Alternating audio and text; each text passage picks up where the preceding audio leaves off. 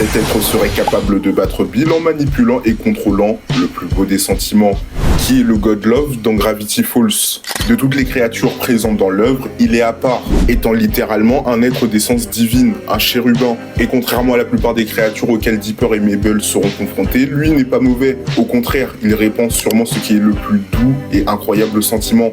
Il nous démontre parfaitement la puissance de l'amour, à un tel point que même deux ennemis naturels peuvent s'aimer.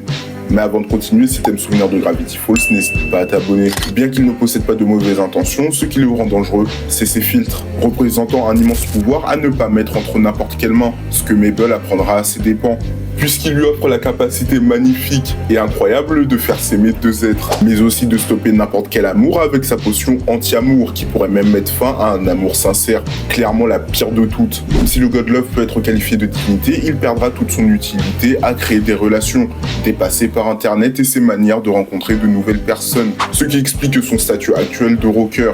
Et concernant ces potions d'amour, on notera qu'elles ne durent que 3 heures, ce qui signifie que si la relation va au-delà, un amour réel entre deux êtres était déjà présent. On peut alors les considérer comme une sorte d'aide.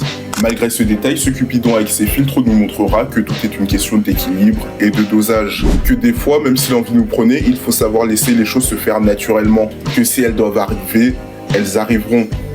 Ou non.